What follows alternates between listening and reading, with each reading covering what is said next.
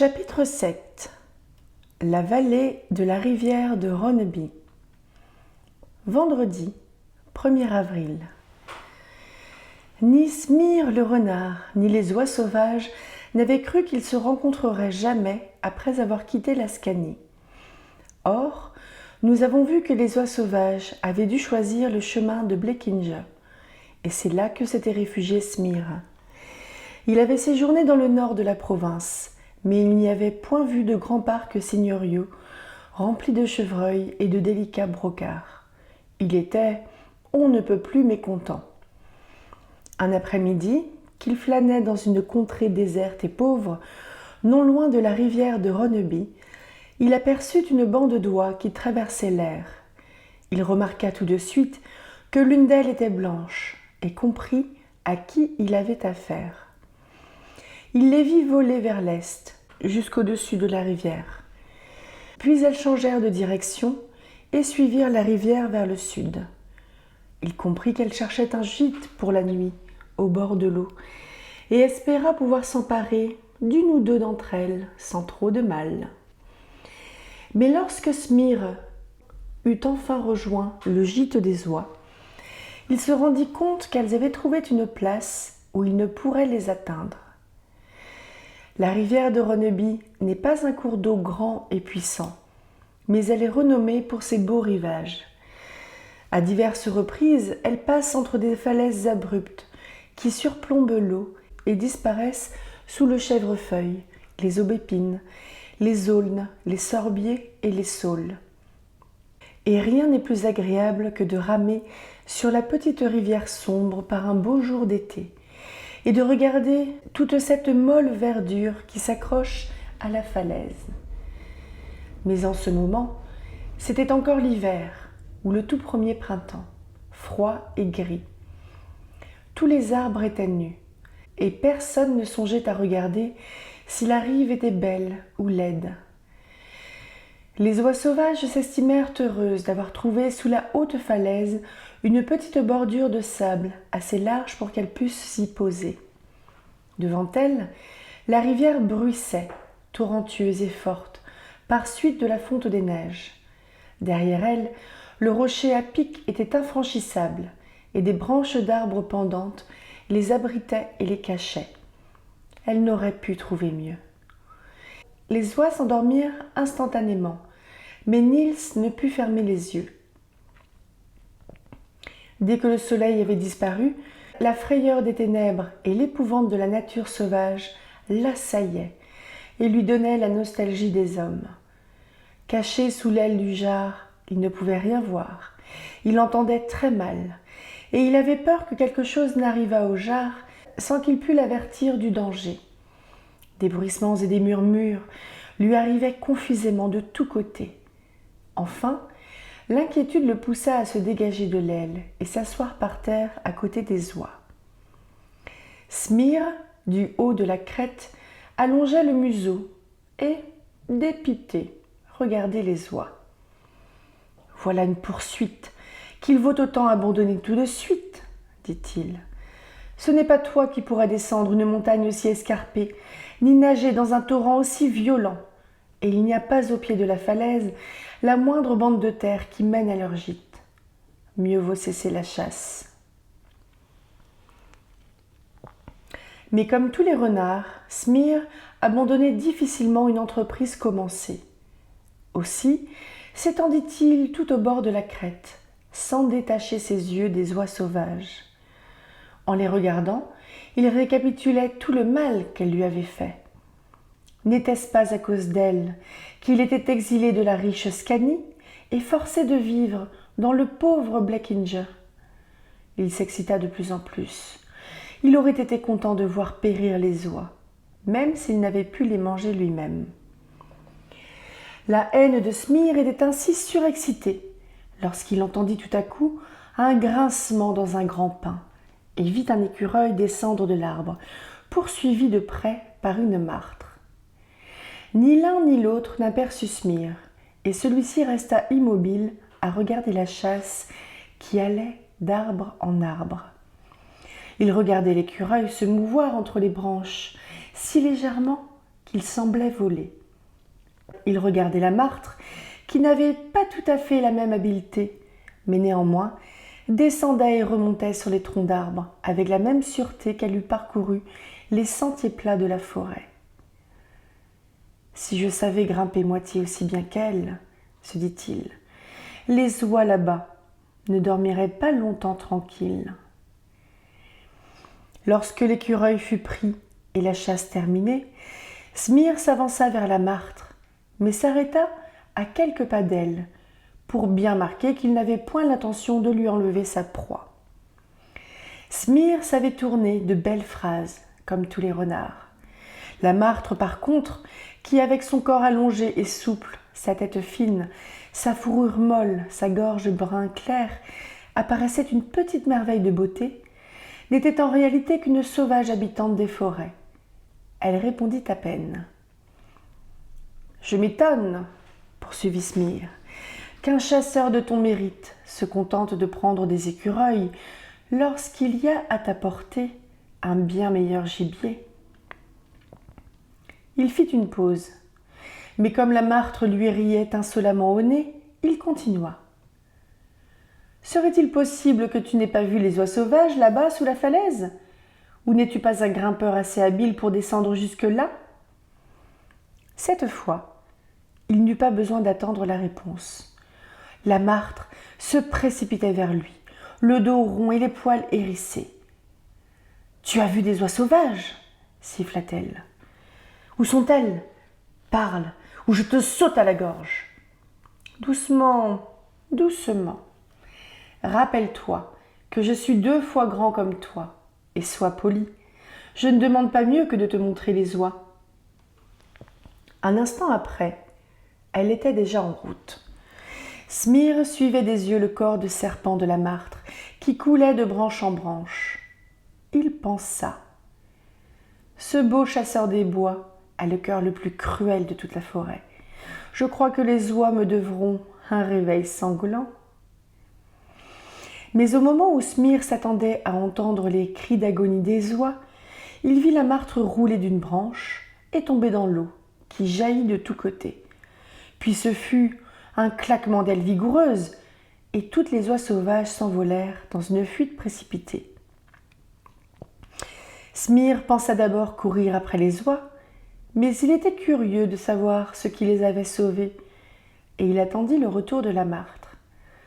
La pauvre était trempée, et s'arrêtait de temps en temps pour se frotter la tête entre ses pattes de devant. « Je pensais bien que tu serais maladroite et tomberais dans la rivière, » dit Smyr avec dédain. « Je n'ai pas été maladroite. Tu n'as rien à dire. J'étais déjà sur une des dernières branches et je réfléchissais à la façon de m'y prendre pour tuer plusieurs oies, lorsqu'un petit bonhomme, pas plus gros qu'un écureuil, bondit et me lança une pierre à la tête avec une telle force que je suis tombée à l'eau. Avant que j'aie eu le temps d'en sortir, la martre n'eut pas besoin de continuer. Elle n'avait déjà plus d'auditeurs. Smyr était loin, poursuivant les oies.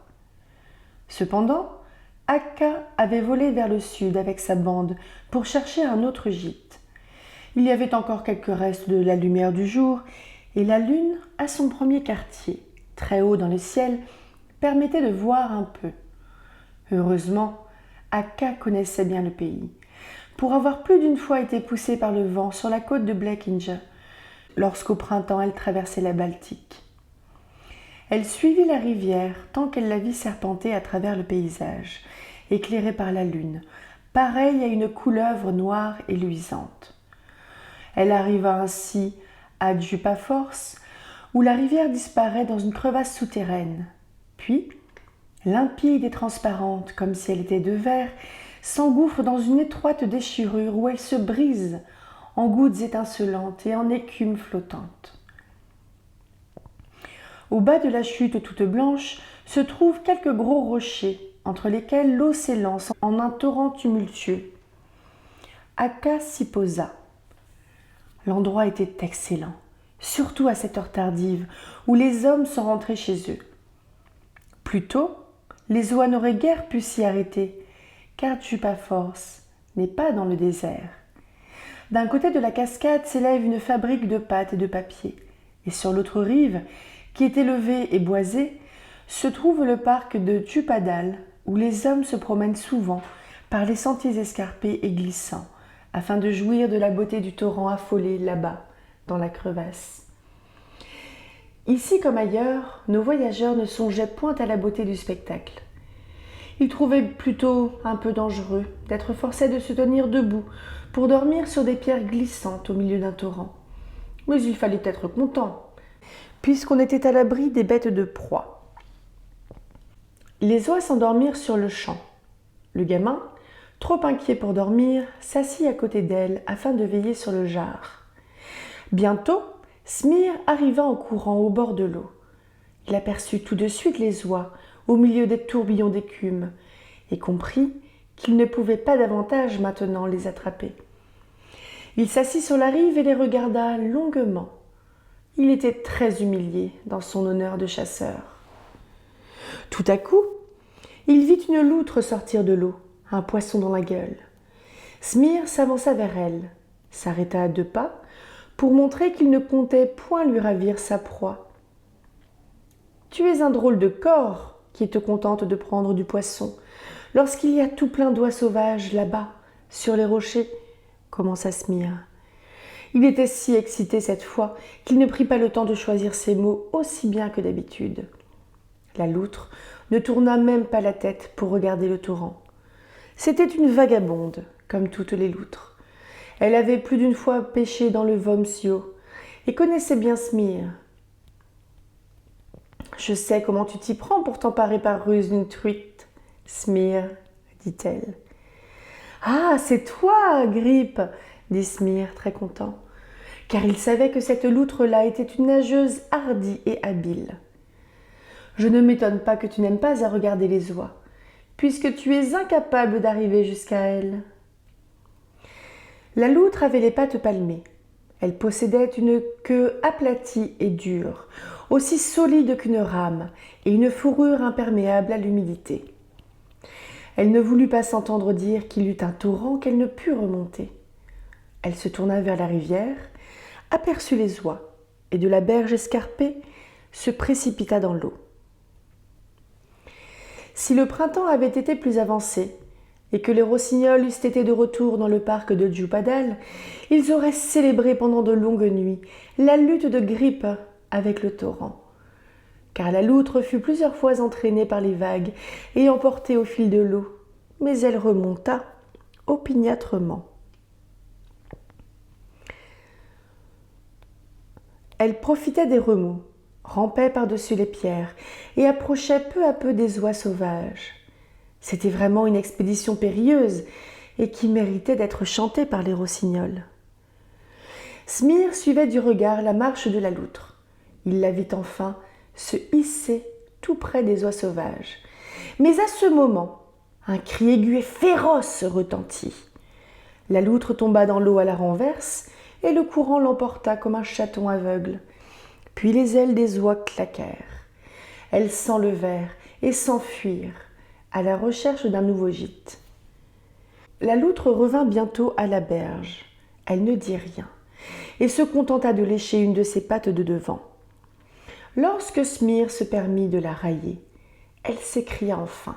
« Ce n'est pas faute de savoir nager, Smir. J'étais arrivée jusqu'aux oies et j'allais escalader le rocher lorsqu'un tout petit bonhomme s'élança sur moi et me porta un coup à la patte avec un fer pointu. Cela me fit si mal que je lâchai prise et roulai dans le torrent. » Elle n'eut pas besoin de continuer son récit. Smir était déjà loin. Encore une fois, voilà Akka et sa bande volant dans la nuit. Heureusement pour elle, la lune ne s'était pas encore couchée, et grâce à sa lumière, Akka put retrouver une 3e place qu'elle connaissait dans le pays. Elle suivit encore le cours de la rivière vers le sud. Elle vola par-dessus le domaine de Djupadal, les toits sombres et la belle cascade de la petite ville de Ronneby. Un peu au sud de la ville, non loin de la mer, se trouve la station de Ronneby, avec son établissement de bains, ses sources, ses grands hôtels et les villas des hôtes d'été. Tout est fermé, vide et désert pendant l'hiver. Et tous les oiseaux le savent bien, car nombreuses sont les bandes qui, par gros temps, cherchent un abri sur les balcons et les vérandas des maisons désertes. Les oies sauvages s'installèrent sur un balcon et s'endormirent tout de suite, selon leur habitude. Niels seul ne put pas dormir, car il ne voulait pas se glisser sous l'aile du jar. Le balcon était exposé au midi, et de là, le gamin pouvait voir la mer. Incapable de dormir, il contemplait la jolie façon dont en Blekinge, la terre et la mer se rencontrent. En effet, la terre et la mer peuvent se rencontrer de bien des façons. Souvent, la terre va au-delà de la mer, en déroulant des prés bas et plats, où l'herbe pousse en touffes, et la mer la rencontre avec des sables mouvants qu'elle entasse en bancs et en dunes. Elles s'aiment si peu, dirait-on, qu'elles veulent se montrer ce qu'elles ont de moins beau. Il arrive aussi qu'à l'approche de la mer, la terre dresse un rempart de montagnes comme pour arrêter une ennemie. Alors, la mer lance des vagues furieuses. Elle fouette, rugit, ébranle, comme si elle voulait déchirer la côte. Mais en Blekinge, il en va tout autrement. La terre s'éparpille en îles, îlots et promontoires, parmi lesquels la mer s'insinue en golfe, en anse et en détroit. Elles semblent se rencontrer dans l'entente et la joie. On ne voit pas bien tout cela en hiver, mais Niels se rendit pourtant compte que la nature ici était douce et souriante, et il commença à se sentir plus calme. Tout à coup, il entendit un glapissement sinistre et aigu qui venait du parc. Il se leva et vit dans le clair de lune blanc un renard sous le balcon. Smir avait encore suivi les oies. Mais comprenant que cette fois il n'y avait pas moyen de les attraper, il n'avait pu réprimer un long cri de dépit. Ce cri éveilla Akka, l'oie guide. Bien qu'elle ne pût rien voir, elle reconnut la voix. « C'est toi, Smir, qui rôde dans la nuit ?» dit-elle. « Oui, » répondit Smir, « c'est moi. Je voudrais savoir ce que vous pensez de la nuit que vous avez eue grâce à moi. »« Veux-tu dire que c'est toi qui nous as envoyé la martre et la loutre ? Pourquoi nier un tel exploit ? Vous avez une fois joué avec moi le jeu des oies. Maintenant, j'ai commencé avec vous le jeu des renards, et je ne l'interromprai pas tant qu'une seule d'entre vous sera encore vivante. Dussé-je vous poursuivre à travers tout le pays ? Écoute, Smir, est-ce bien de ta part, à toi, qui es armé de dents et de griffes, de poursuivre ainsi des êtres sans défense ? Smir s'imagina que la peur faisait parler Akka. Il se hâta de proposer. « Akka, si tu veux me jeter ce poussé qui tant de fois m'a résisté, je te promets de faire la paix avec toi. Je ne poursuivrai plus jamais personne de ta bande. »« Te livrer poussé ?» s'écria Akka. « Tu n'y penses pas ? De la plus jeune jusqu'à la plus vieille d'entre nous, nous donnerions volontiers notre vie pour lui. »« Vous l'aimez tant que ça ?» dit Smir. « Alors je vous promets qu'il sera le premier d'entre vous sur qui je me vengerai. » Akka ne répondit plus rien. Smir poussa encore quelques longs hurlements, puis le silence se fit. Niels ne pouvait toujours pas dormir. Cette fois, c'était la réponse d'Akka au renard qui le tenait éveillé. Jamais il n'aurait cru qu'il entendrait une chose semblable, ni que personne se déclarerait prêt à risquer sa vie pour lui. À partir de ce moment, on ne put plus dire de Niels Holgersson qu'il n'aimait personne. Chapitre 8. Karlskrona. Samedi 2 avril. C'était à Karlskrona, un soir de clair de lune. Il faisait un temps beau et calme, mais dans la journée, une tempête avait sévi. Il avait plu. Les habitants de la ville s'imaginaient probablement que le mauvais temps continuait, car il n'y avait personne dans les rues. La ville semblait déserte quand Akka et sa bande y arrivèrent.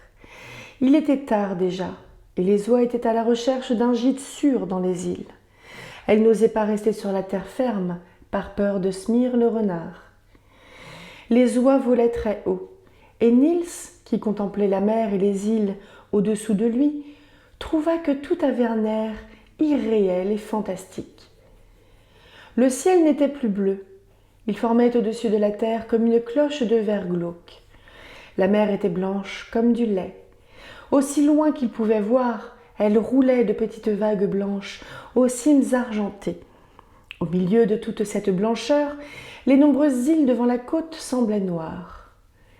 Niels s'était promis d'être brave cette nuit-là, mais tout à coup, il aperçut quelque chose qui l'effraya terriblement. C'était une haute île rocheuse, couverte d'énormes blocs carrés, entre lesquels il y avait un semis de petits grains d'or.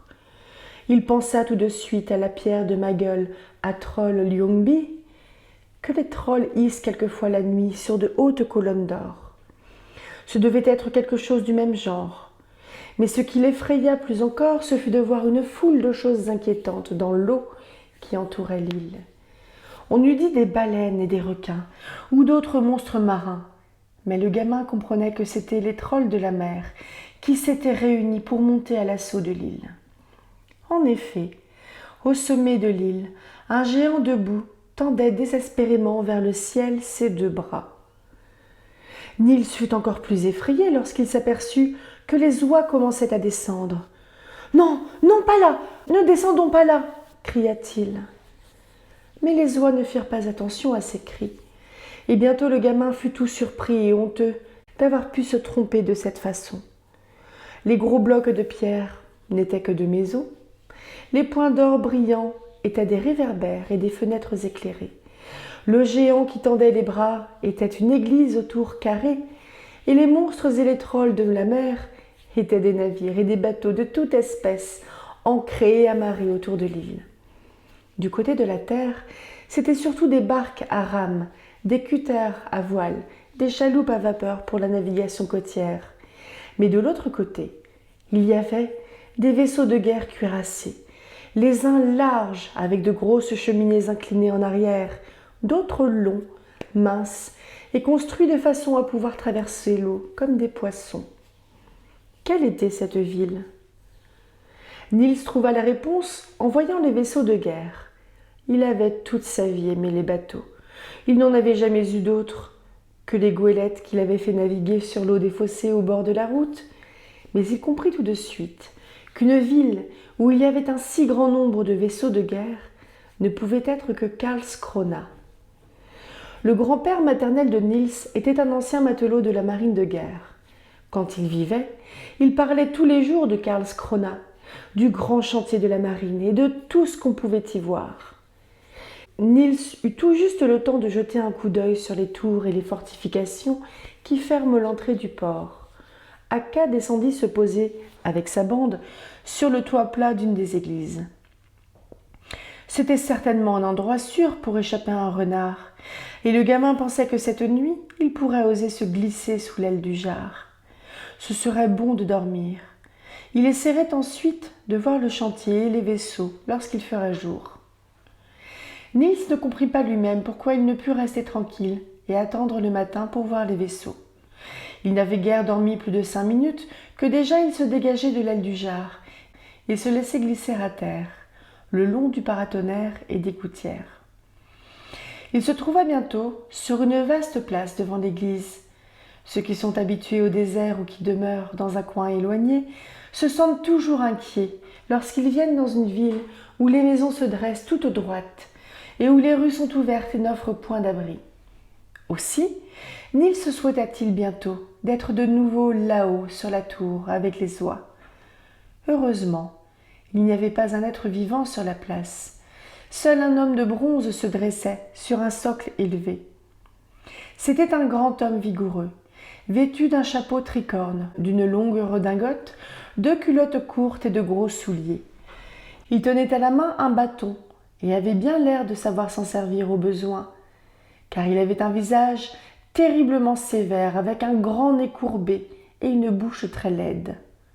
« Qu'est-ce qu'il fait ici, celui-là, avec sa grosse lèvre pendante ?» dit enfin le gamin. Jamais il ne s'était senti plus petit et plus misérable que ce soir. Il essaya de se donner du courage en faisant le fanfaron, puis il ne pensa plus à la statue. et s'engagea dans une large rue qui descendait vers l'eau. Il n'avait fait que quelques pas lorsqu'il entendit quelqu'un marcher derrière lui.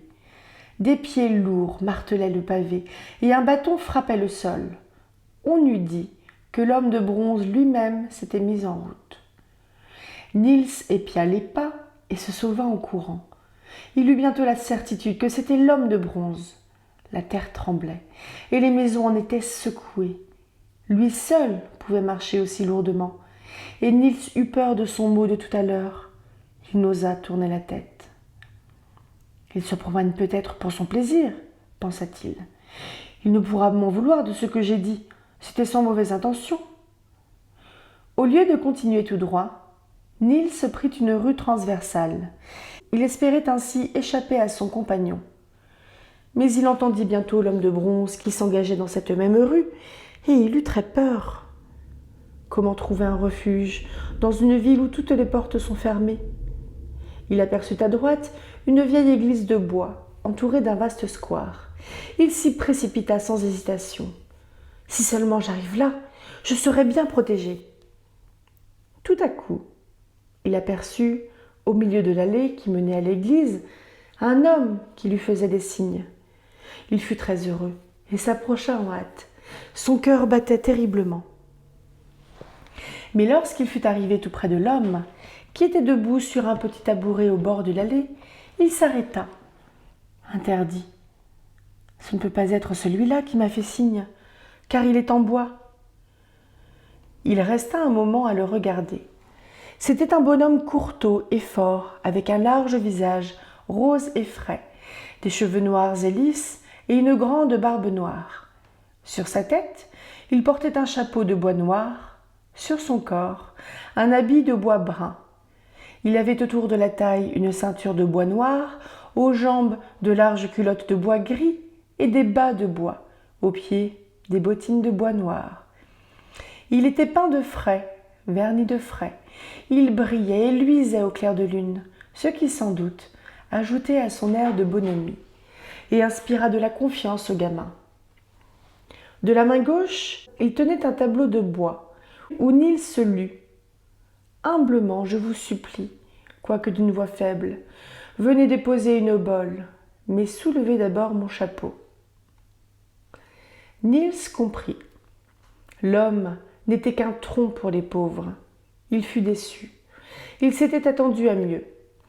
Il se rappela que son grand-père avait parlé de ce bonhomme de bois, disant que les enfants de Karlskrona l'aimaient beaucoup. Niels comprenait bien cela. L'homme avait un si bon air d'autrefois qu'on lui aurait donné plusieurs fois 100 ans. En même temps, il semblait fort, crâne et joyeux, comme on s'imagine que les gens étaient jadis. À regarder le bonhomme de bois, Niels oublia presque l'autre qui le poursuivait. Mais voilà qu'il l'entendit tout à coup. Il entrait dans le cimetière. Il approchait. Où se cachait? À ce moment, Niels fit l'homme de bois se baisser et lui tendre sa grande et large main. Impossible de n'avoir pas confiance en lui. Niels sauta dans la main qu'on lui offrait, et l'homme de bois l'éleva jusqu'à son chapeau et le glissa dessous. À peine le gamin fut-il caché, à peine l'homme avait-il eu le temps d'abaisser son bras et de reprendre sa pose, que l'homme de bronze s'arrêtait devant lui, frappait le sol de son bâton et s'écriait d'une voix forte et sonore « Qui êtes-vous » Le bras de l'homme de bois remonta avec une précision qui fit craquer sa vieille charpente. Ses doigts touchèrent les bords du chapeau et il répondit « Rosenbaum, sauf votre respect, Majesté. Dans le temps, second maître à bord du vaisseau de ligne l'Intrépidité, retraité. Le service de guerre fini, comme gardien de l'église de l'Amirauté. Finalement sculpté en bois et dressé dans le cimetière comme tronc pour les pauvres. » Le gamin eut un haut le cœur en entendant l'homme de bois dire « Majesté ». En réfléchissant, il comprit que la statue de la Grande Place représentait celui qui avait fondé la ville. C'était tout simplement au roi Charles XI qu'il avait eu affaire. « Vous vous expliquez bien, » dit l'homme de bronze. « Pouvez-vous me dire encore si vous avez vu un petit gamin qui court partout dans la ville cette nuit? C'est un coquin et un impertinent. Si seulement je l'attrape, je lui apprendrai à être insolent. Sauf votre respect, Majesté, je l'ai vu, dit l'homme de bois. À cette réponse, le gamin qui s'était blotti sous le chapeau et regardait le roi par une fente de bois eut si peur qu'il commença à trembler. Mais il se calma lorsque l'homme de bois poursuivit. Votre Majesté suit une mauvaise piste. Le gamin semblait avoir l'intention de se réfugier dans le chantier pour s'y cacher. Vous croyez, Rosenbaum? Eh bien, ne restez donc pas là immobile sur votre tabouret, mais suivez-moi et aidez-moi à le retrouver. 4 yeux valent mieux que 2, Rosenbaum. Mais l'homme de bois répondit d'une voix géniarde. Je prie humblement votre Majesté de me laisser où je suis. J'ai l'air frais et reluisant à cause de la peinture, mais je suis vieux et pourri et ne supporterai pas un effort. L'homme de bronze ne semblait pas être de ceux qui supportent la contradiction. Qu'est-ce que c'est que ces histoires? Venez tout de suite, Rosenbaum. Le roi leva son bâton et en donna à l'autre un coup retentissant sur l'épaule. Vous voyez que vous tenez encore, Rosenbaum? Là-dessus, ils se mirent en route. Grands et puissants, ils traversèrent les rues de Karlskrona et atteignirent enfin une lourde porte qui menait au chantier. Un matelot montait la garde, mais l'homme de bronze n'y fit point attention. Il poussa la porte du pied et ils entrèrent. Devant eux s'étendait un vaste port, divisé en compartiments par des ponts sur pilotis. Les bassins étaient occupés par des vaisseaux de guerre. « Par où vaut-il mieux commencer les recherches, Rosenbaum ?» demanda l'homme de bronze. « Un petit bout d'homme comme lui se sera probablement caché dans la salle aux modèles. » Sur une étroite langue de terre qui s'étendait à droite tout le long du port, s'élevaient quelques anciens bâtiments. L'homme de bronze s'approcha d'une maison à petites fenêtres, avec un très haut toit. Il heurta de son bâton la porte qui s'ouvrit et monta ensuite lourdement un vieil escalier aux marches usées. Les 2 hommes entrèrent dans une grande salle remplie de petits navires entièrement gréés. Le gamin comprit que c'étaient les modèles des navires construits pour la flotte suédoise. Il y avait des bateaux de toute espèce, de vieux vaisseaux de ligne aux flancs bourrés de canons, avec de hautes constructions à l'arrière et à l'avant, et dont les mâts supportaient un enchevêtrement de cordes et de voiles. De petits garde-côtes avec des bancs pour les rameurs sur toute leur longueur. Des canonnières sans pont et des frégates richement dorées, modèles de celles dont s'étaient servis les rois pour leur voyage. Enfin, il y avait aussi de ces longs et lourds cuirassés, avec des tourelles et des canons sur le pont, qu'on emploie de nos jours, et de fins et minces torpilleurs pareils à de longs poissons. Niels n'en revenait pas d'admiration. Dire qu'on a bâti des vaisseaux si gros et si beaux en Suède! Il eut tout le temps de les admirer, car l'homme de bronze, en apercevant les modèles, oublia toute autre chose. Il les passa tous en revue. Et Rosenbaum, ci-devant, second maître à bord de l'Intrépidité, dut raconter tout ce qu'il savait sur les constructeurs de navires et ceux qui les avaient commandés, et le sort qu'ils avaient subi. Il parlait de Chapman et de Puke et de Troll, des batailles de Hoogland et de Svensksund, jusqu'en 1807, époque après laquelle il n'en avait plus été. Lui et son compagnon avaient surtout beaucoup à se dire sur les vieux navires de bois si ornés. Il ne semblait pas comprendre les nouveaux cuirassés. « Je vois, Rosenbaum, que vous ne savez rien sur ces vaisseaux modernes, » dit le roi. « Allons voir autre chose, car tout cela m'intéresse, Rosenbaum. » Ils avaient cessé de chercher le gamin, et celui-ci se sentit calme et à son aise dans le chapeau de bois. Ils se mirent à parcourir les grands établissements du chantier, les ateliers où l'on coud les voiles, la forge, les fabriques de machines et de menuiseries. Ils visitèrent les grues à mâter et les docks, les grands magasins aux provisions, le parc d'artillerie, l'arsenal, la longue corderie, la vaste cale abandonnée creusée dans le roc. Ils sortirent sur les jetées, où les vaisseaux de guerre étaient amarrés, montèrent à bord, regardèrent tout comme de vieux loups de mer, hésitèrent, condamnèrent, approuvèrent et se fâchèrent. Niels, à l'abri du chapeau de bois, les écoutait. Il apprit ainsi combien on avait lutté et travaillé en cet endroit pour pouvoir armer toutes les flottes expédiées du port de guerre. Il sut qu'on avait risqué son sang et sa vie, qu'on avait sacrifié jusqu'à son dernier liard pour construire ces vaisseaux de guerre, que des hommes de talent avaient consacré tous leurs efforts à améliorer et à perfectionner ces navires qui avaient été la sauvegarde de la patrie. Le gamin eut des larmes aux yeux en entendant parler de tout cela, et il se sentit heureux d'être si bien renseigné sur toutes ces choses. Ils finirent par entrer dans une cour ouverte, où, sous une galerie, étaient rangées les figures de proue des vieux vaisseaux de ligne. Niels n'avait jamais rien vu de plus étrange, car toutes ces figures avaient des visages incroyablement puissants et effrayants. Elles étaient grandes, hardies et sauvages, inspirées du même esprit fier qui avait armé les gros navires. Il se sentit plus petit que jamais. Mais alors, l'homme de bronze dit à l'homme de bois : « Lève ton chapeau, Rosenbaum, devant celles qui sont là. Elles ont toutes été à la guerre pour la patrie. » Rosenbaum, comme l'homme de bronze, avait complètement oublié pourquoi ils étaient venus là.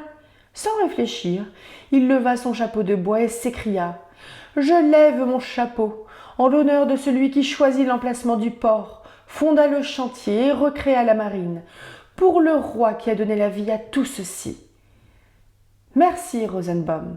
C'est bien dit, tu es un brave homme, mais... »« Mais qu'est-ce que c'est que ça, Rosenbaum ?» Il montrait Niels Holgersson debout sur le crâne nu de Rosenbaum. Mais Niels n'avait plus peur. Il agita son bonnet et cria : « Hurrah ! Hurrah pour l'homme à la grosse lèvre !» L'homme de bronze frappa la terre avec son gros bâton. Mais le gamin ne put jamais savoir ce qu'il comptait faire, car à cet instant, le soleil se leva. Aussitôt, l'homme de bronze et l'homme de bois disparurent comme s'ils avaient été faits de brouillard. Pendant qu'ils restaient encore là, à les chercher des yeux, les oies sauvages s'envolèrent du toit de l'église et se mirent à planer sur la ville. Tout à coup, elles aperçurent Niels Holgersson, et le grand jar blanc fendit l'air et descendit le chercher.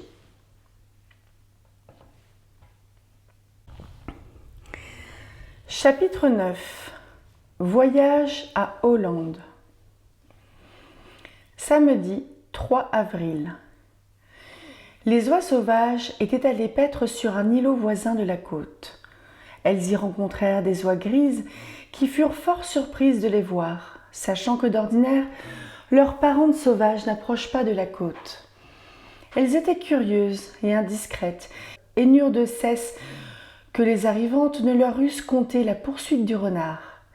Le récit fini, une oie grise, qui semblait l'égale d'Aka pour l'âge et l'expérience, leur dit : « C'est un grand malheur pour vous que le renard ait été exilé de son pays. Il tiendra parole et vous suivra jusqu'en Laponie. Si j'étais vous, je ne volerais pas à travers le Smaland, je prendrais le chemin extérieur et passerais par l'île d'Hollande. Il perdrait votre trace. Et pour le dépister encore plus, vous feriez mieux de vous arrêter 2 ou 3 jours à la pointe sud de l'île. La nourriture y est abondante et la société également. Je ne crois pas que vous regretteriez votre voyage. » Le conseil était bon, et les oies sauvages se résolurent de le suivre. Dès qu'elles furent rassasiées, elles se mirent en route pour Hollande. Aucune d'elles n'y avait encore été, mais l'oie grise leur avait donné de bons points de repère. Elles n'avaient qu'à aller droit vers le sud, jusqu'à ce qu'elles rencontrassent la grande route des oiseaux de passage, au large, le long de la côte du Blekinge. Tous les oiseaux qui ont leur séjour d'hiver sur la mer de l'Ouest et qui au printemps vont en Finlande ou en Russie suivent cette route. En passant, ils font escale à Hollande pour se reposer. Les oies sauvages ne manqueraient pas de guides. C'était une journée calme et chaude comme un jour d'été, un temps idéal pour un voyage en mer. Sauf que le ciel n'était pas tout à fait clair, mais gris et un peu voilé.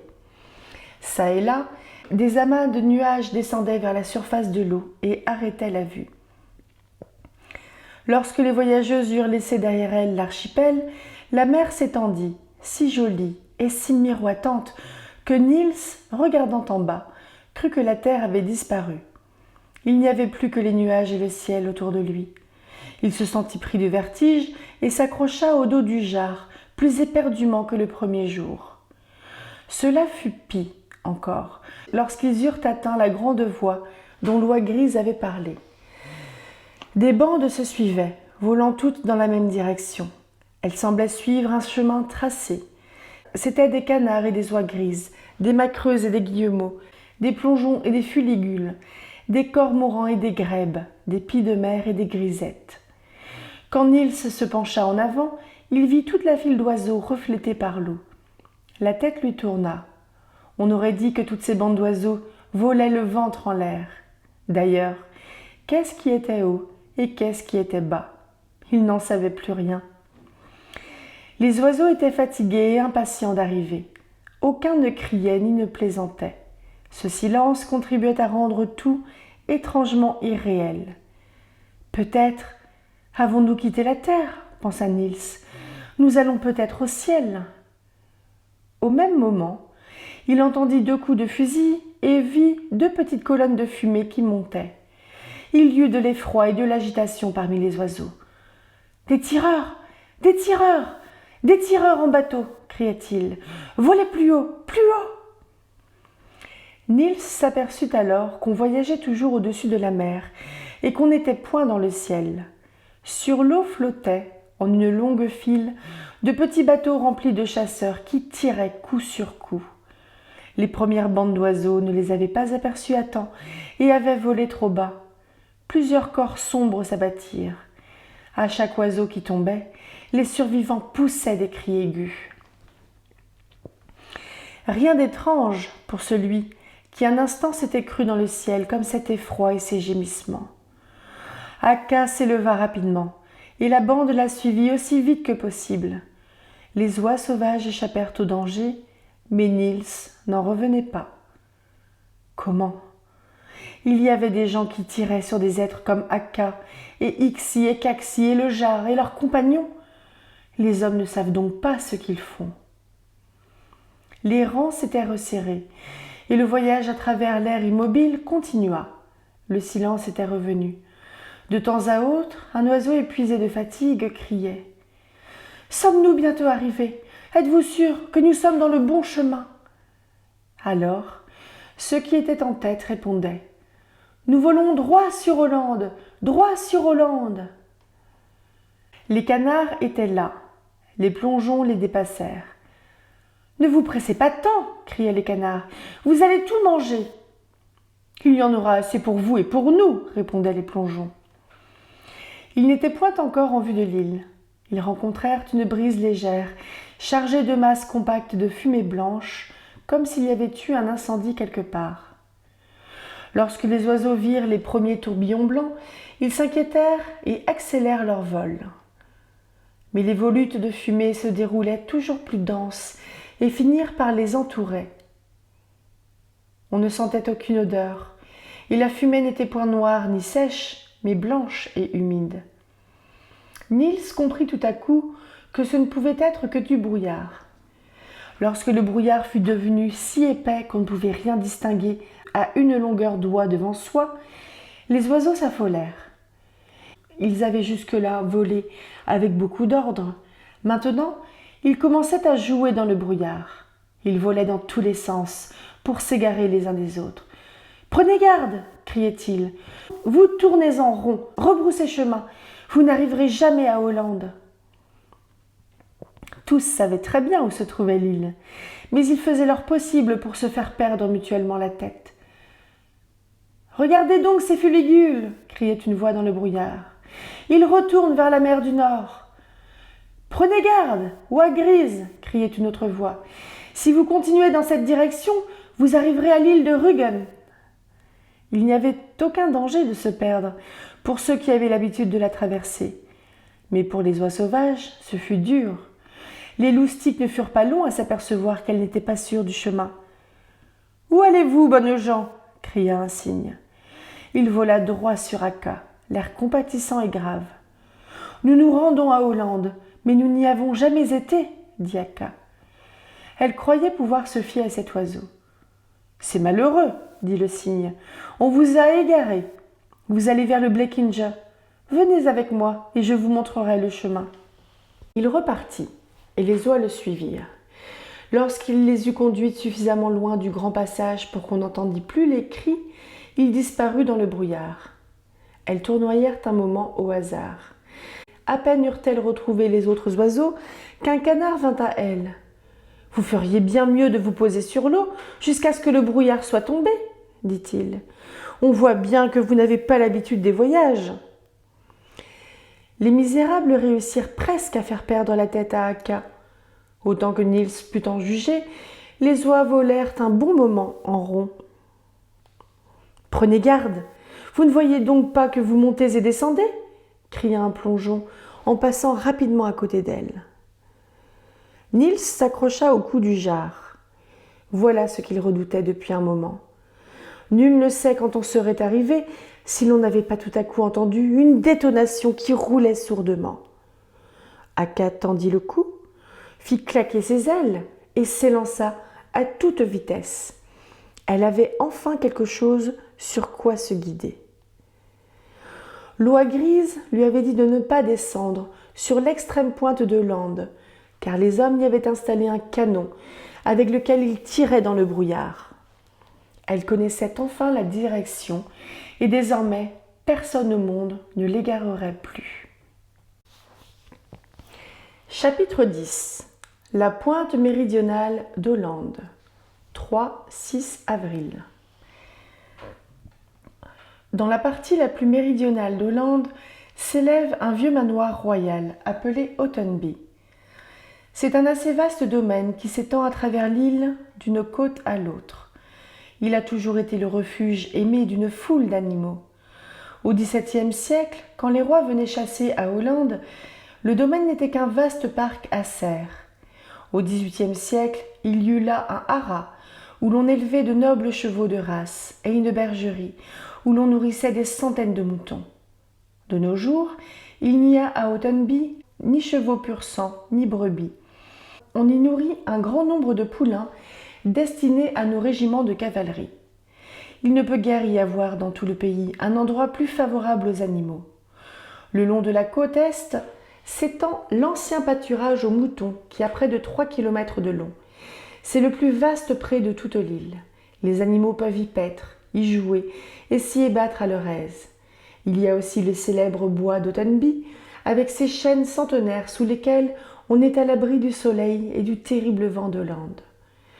Il ne faut pas oublier non plus le long mur d'Ottenby, qui va d'une côte à l'autre et sépare le domaine du reste de l'île. Il indique aux animaux jusqu'où s'étend le vieux domaine royal et les avertit de ne pas s'aventurer sur une autre terre où ils seraient moins bien protégés. Et ce ne sont pas seulement les animaux domestiques qui se trouvent bien à Ottenby. Les animaux sauvages eux-mêmes ont, dirait-on, le sentiment que dans un vieux domaine royal, tous, sans distinction, doivent pouvoir trouver protection et abri. C'est pourquoi ils s'y réunissent si nombreux. Outre les cerfs de l'ancienne souche qui ont survécu, et les lièvres, les canards tadornes et les perdrix qui aiment cette terre, on y trouve au printemps et en automne des milliers d'oiseaux de passage. C'est surtout sur la côte de l'Est, basse et marécageuse, devant le pâturage des moutons, que ces oiseaux descendent pour paître et se reposer. Lorsque les oies sauvages et Niels Holgersson eurent enfin atteint Hollande, ils descendirent sur la grève comme tous les oiseaux. Le brouillard couvrait l'île, aussi épais que sur la mer. Mais Niels n'en fut pas moins stupéfait de voir tant d'oiseaux dans le petit espace que ses yeux pouvaient parcourir. C'était une plage basse parsemée de pierres et de flaques d'eau, à demi couverte de varechs rejetés par la mer. S'il avait eu le choix, Niels ne se serait peut-être pas arrêté là, mais les oiseaux semblaient y être au paradis. Des canards et des oies grises paissaient dans le pré. Sur la grève couraient des bécassos et autres oiseaux qui vivaient sur les côtes. Les plongeons nageaient dans la mer et pêchaient, mais c'est surtout sur les longs bancs de varechs en avant de la côte qu'il y avait de l'animation. Les oiseaux s'y tenaient en rang serré et picoraient des larves et des vers qui devaient y fourmiller, car on n'entendait personne se plaindre de manquer de nourriture. La plupart devaient continuer leur voyage et ne s'étaient arrêtés que pour se reposer. Dès que le chef d'une bande estimait ses camarades suffisamment restaurés, il les appelait. « Si vous êtes prêts, nous partons !»« Non, non, attendez, nous sommes loin d'être rassasiés !» criaient les autres. « Croyez-vous par hasard que vous allez vous bourrer jusqu'à ne pouvoir voler ?» disait le chef. Sur quoi, il faisait claquer ses ailes et prenait son élan. Mais très souvent, il devait revenir, car les autres ne le suivaient pas. Plus loin encore, au-delà des derniers bancs de varech, nageait une bande de cygnes. Ils ne se souciaient pas d'atterrir, mais se reposaient, en se laissant balancer par les vagues. De temps en temps, ils plongeaient le cou dans l'eau et allaient chercher leur pâture au fond de la mer.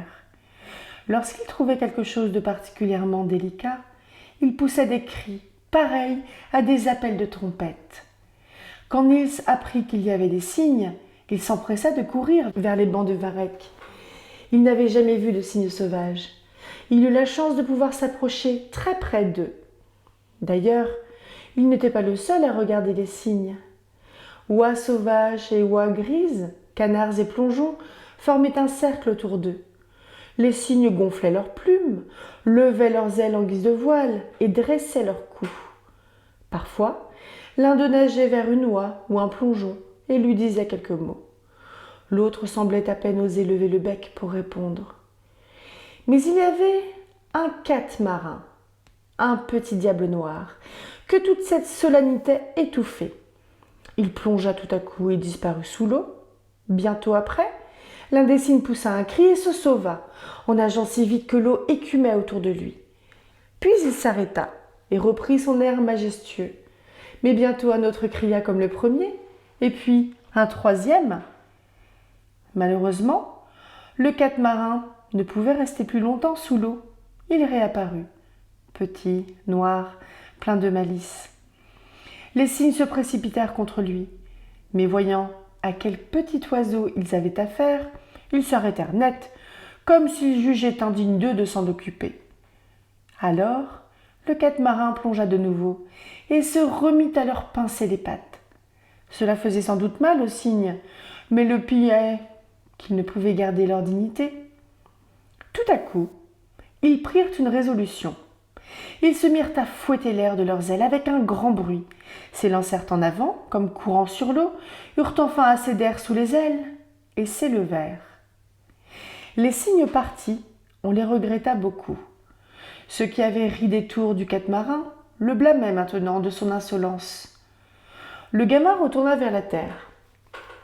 Il se mit à regarder le jeu des bécasseaux. Ils ressemblaient à des grues minuscules. Comme les grues, ils avaient un petit corps, de hautes pattes, de longs coups et des mouvements légers et flottants. Mais ils n'étaient pas gris, ils étaient bruns. Ils étaient alignés sur un rang au bord de la plage que les vagues léchaient et lavaient. Dès qu'une vague déferlait, tout le rang se retirait en courant. Dès que la vague était aspirée par la mer, ils la suivaient. Ils continuaient ainsi pendant des heures. Les plus beaux de tous les oiseaux étaient les tadornes. Ils étaient bien parents des canards ordinaires, car comme eux, ils avaient le corps lourd et trapu, le bec large et les pattes palmées, mais ils étaient plus superbement vêtus. Leur plumage était blanc. Autour du cou, ils portaient une large bande jaune.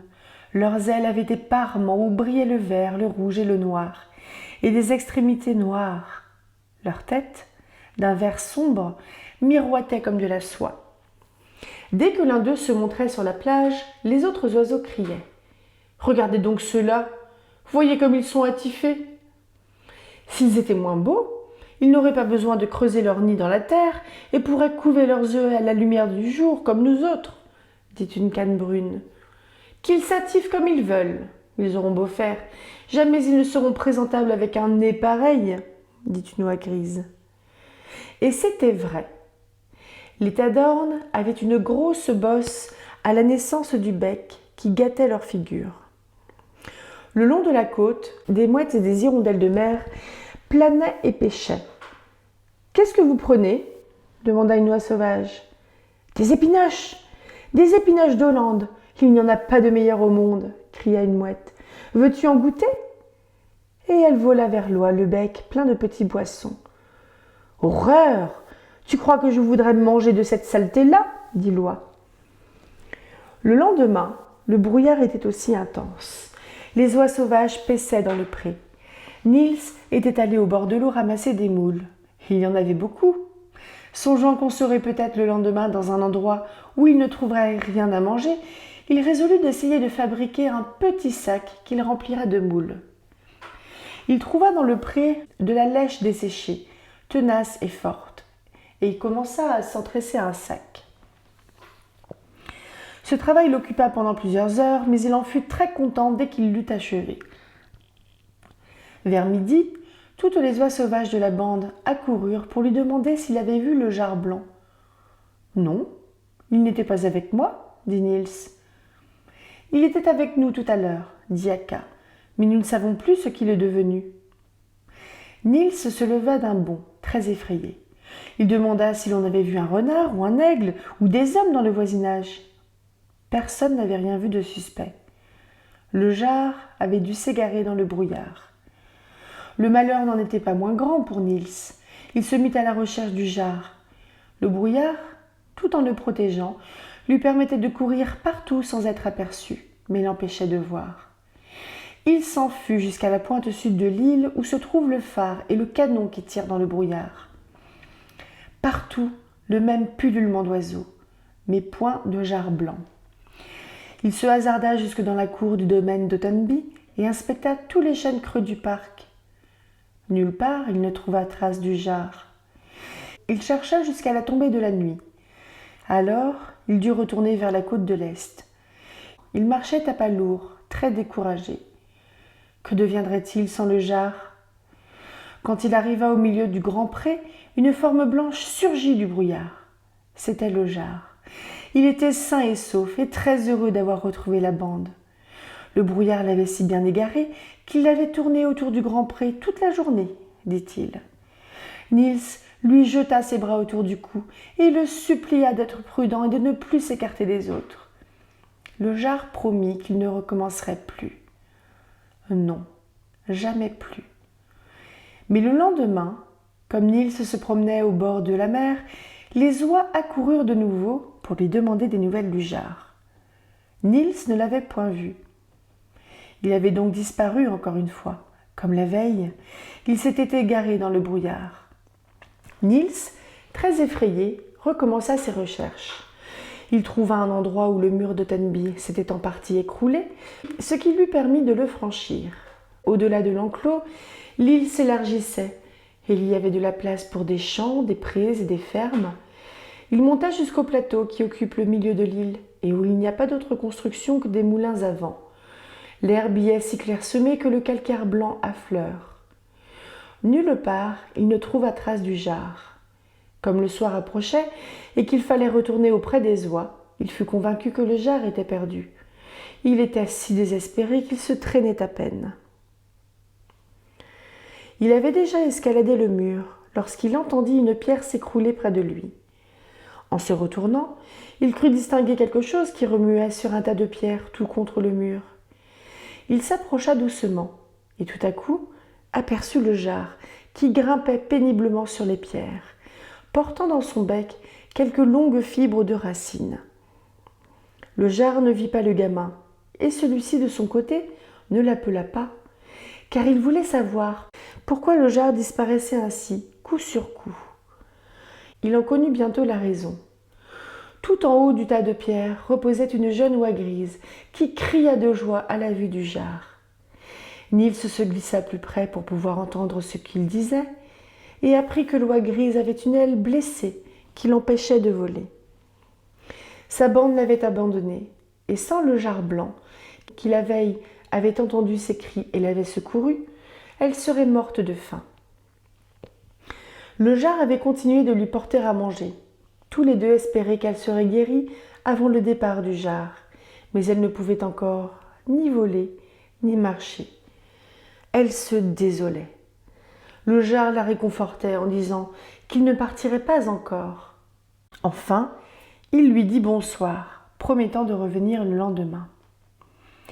Niels laissa partir le jar, et dès que celui-ci fut hors de vue, il grimpa à son tour sur le tas de pierres. Il était furieux d'avoir été trompé et comptait dire à cette petite oie grise que le jar était son bien à lui. Le jar devait mener Niels en Laponie. Il ne pouvait être question de le laisser rester en arrière à cause d'elle. Mais en voyant la petite oie grise de près, il comprit pourquoi le jar lui avait porté à manger pendant 2 jours et pourquoi il n'avait rien voulu dire. Elle avait la plus belle petite tête. Sa robe de plume était comme la soie la plus souple et ses yeux étaient doux et suppliants. Quand elle aperçut le gamin, elle voulut se sauver, mais son aile gauche était luxée et traînée par terre, empêchant tous ses mouvements. « N'aie pas peur de moi, » dit Niels radouci. « Je suis le poussé, compagnon de voyage de Martin le Jar, » continua-t-il. Puis il s'interrompit, ne sachant plus que dire. Il y a parfois, dans les animaux, quelque chose qui nous oblige à nous demander à quelle espèce d'être nous avons affaire. On a presque peur que ce ne soient des êtres humains métamorphosés. Il en était ainsi de la petite oie grise. Dès que Poussé eut dit qui il était, elle inclina le cou et la tête devant lui, avec infiniment de grâce. Puis d'une voix si jolie que Niels ne pouvait croire que ce fût celle d'une oie. « Je suis bien heureuse que tu sois venu à mon aide.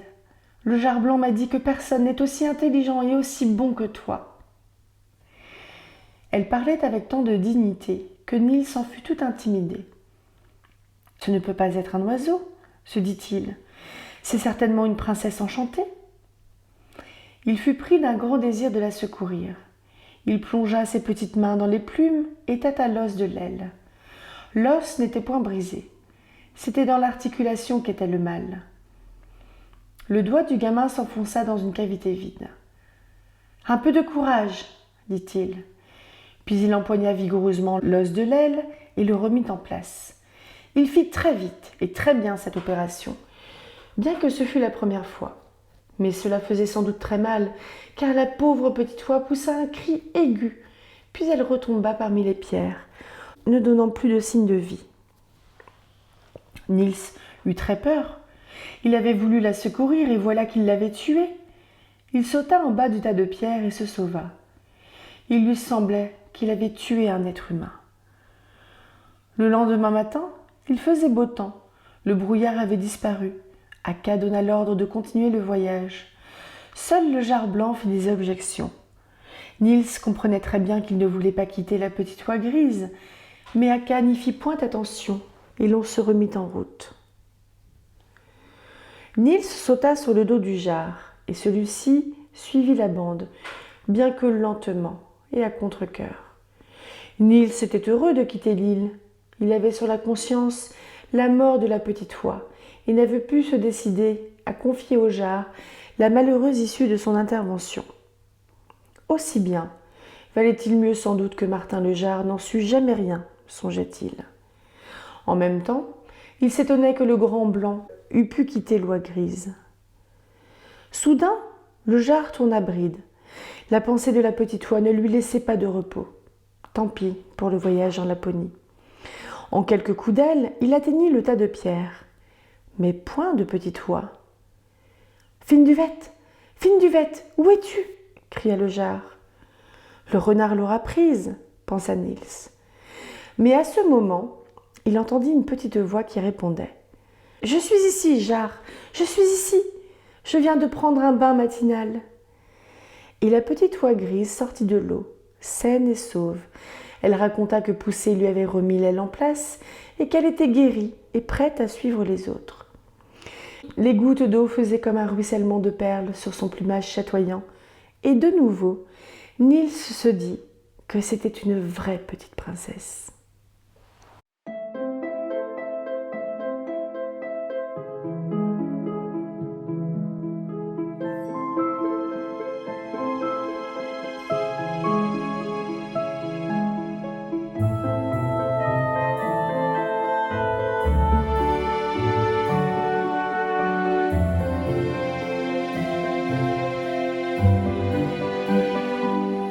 Bonjour et bienvenue dans le nouveau vlog lecture sur le merveilleux voyage.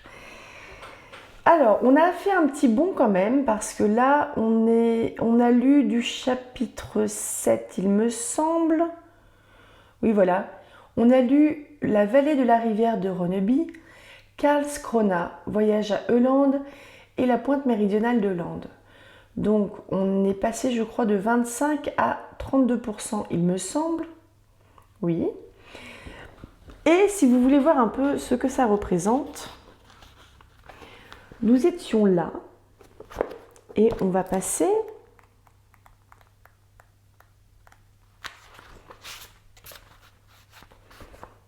là. Ça fait pas... Bah, ça se lit très bien, je trouve. Non, mais je trouve ça sympa. J'aime beaucoup, il y a le côté toujours aussi enfantin. C'est moralisateur un peu, mais sans l'être trop. Moi, je commence à avoir la voix rauque, j'ai pas mal lu, j'ai enregistré un podcast avant. Je crois qu'il paraîtra mardi. Et bref, j'aime bien. J'ai de l'affection en fait pour Niels. J'aime bien la littérature jeunesse, enfin j'aime bien suivre des personnages d'enfants. Et je trouve qu'il continue d'évoluer positivement, ce gamin-là. Parce que là, il est loin d'être la petite terreur qu'on a pu voir dans le premier, ou enfin les quelques premiers chapitres. Et j'ai vraiment aimé le moment où Aka Loi, qui c'est la chef, hein, elle a quand même une certaine prestance, elle est écoutée des autres, elle est respectée, et respectée de Niels aussi. Et j'ai beaucoup aimé le fait que Aka dise que n'importe quelle loi de son groupe, de la plus jeune à la plus vieille, sacrifierait sa vie pour Niels. Et la petite phrase qui disait que, en fait, Niels, là, on pouvait commencer à se poser des questions sur le fait qu'il n'aimait plus, enfin, que c'était plus très vrai qu'il n'aimait personne. Et on voit qu'il est vachement attaché au jar, quand le jar il disparaît. C'est vraiment sympa. Puis j'aime bien le fait aussi qu'il reste pas forcément tout le temps avec le groupe d'oie, qu'il voyage un peu. Et j'ai trouvé ça sympa. Quand ils sont arrivés dans le port où il y avait les cuirassés et compagnie, et qu'il y avait les deux statues qui se sont animées. Donc la statue de bronze du roi Charles XI, et la statue de bois qui paraît plus neuve, de Rosenbaum, qui était un marin retraité, qui est juste le tronc de l'église pour que les gens mettent de l'argent pour les pauvres. Et j'ai trouvé ça sympa, le côté un peu visite avec un personnage historique et un personnage plus quotidien, mais qui a marqué quand même suffisamment la ville pour qu'il ait une statue à son effigie. C'est bien, mais je trouve qu'il y a un côté très feel good en fait dans Niels. Je sais pas du tout où l'autrice va nous ramener. Bon alors, souvenez-vous, il va vraiment voyager dans toutes les régions de Suède, et je trouve qu'on sent qu'elle est documentée et qu'elle, dans les descriptions, on apprend des trucs sur les oiseaux, sur l'histoire, sur la géographie, etc. Sur les types de plantes, d'arbres qui poussent dans telle région, etc. La forme des paysages. Franchement, elle remplit bien la commande qu'on lui a faite d'écrire un roman qui apprenne la géographie aux enfants. Mais du coup, pas que la géographie, c'est la culture, l'agriculture, c'est les animaux, c'est les différentes villes, quelles villes font quel métier aussi, quelle industrie. C'est vachement bien foutu, je trouve. Alors moi qui n'y connais rien en Suède, je suis même pas sûre que... Je crois que je confonds encore Norvège, Suède, Finlande. C'est fort possible, hein. Je vérifierai, je vous dirai. Je vous dirai au moment du montage si je me plante ou pas. Est-ce que la Suède, c'est bien le pays qui est complètement à l'ouest? Ou est-ce que c'est Norvège, Suède, Finlande? Je vous dirai si je me suis plantée. Bref, j'arrête d'étaler mon inculture en termes de géographie, mais je trouve ça sympa Et là, je me demande si on n'ouvre pas encore plus au merveilleux avec la petite oie grise qui serait peut-être une princesse transformée en oie grise. Puis là c'était complètement gratuit, entre guillemets, de la part de Niels de lui remettre son aile en place. Puis ça veut dire aussi qu'il a des compétences, ce gamin-là. Peut-être que c'est des gestes qu'il a déjà fait, comme il était gardeur d'oie avec deux enfants du village qu'il n'aimait pas trop, mais un peu plus que les autres. Il a peut-être des compétences de soins aux animaux comme ça, je sais pas. Je vais pas faire un vlog lecture très long parce que j'ai pas mal lu et il commence à être tard, je suis fatiguée. Et puis je crois que j'ai un peu fait le tour tout simplement, mais je trouve que c'est très sympa à lire. Ça me donne vraiment envie de découvrir d'autres écrits de Selma Lagerlöf, je pense. Et je pense que je continue à écorcher affreusement tous les noms de lieux ou les prénoms que je croise. Et bon, j'ai pas fait suédois de deuxième langue. Hein. Et comme je n'ai pas prélu, entre guillemets, ce que je lis là, ce que je lis en direct, j'ai pas préparé de m'entraîner à certaines prononciations. Mais je pense... Il y a dû y avoir du Hollande et du Euland. C'est O-E collé. Je sais plus comment on le dit. O-E collé L-A-N-D. Et voilà. Bon, bah, j'espère que ça vous plaît toujours. À très bientôt pour une prochaine vidéo sur le merveilleux voyage de Niels qui nous embarque avec lui sur la flotte Oie Sauvage. À demain pour ceux qui me suivent pour Orgueil et Préjugés où on va attaquer le dernier tiers du roman. À lundi pour ceux qui me suivent pour La peau de chagrin de Balzac où on va être sur le dernier enregistrement parce que je termine le livre.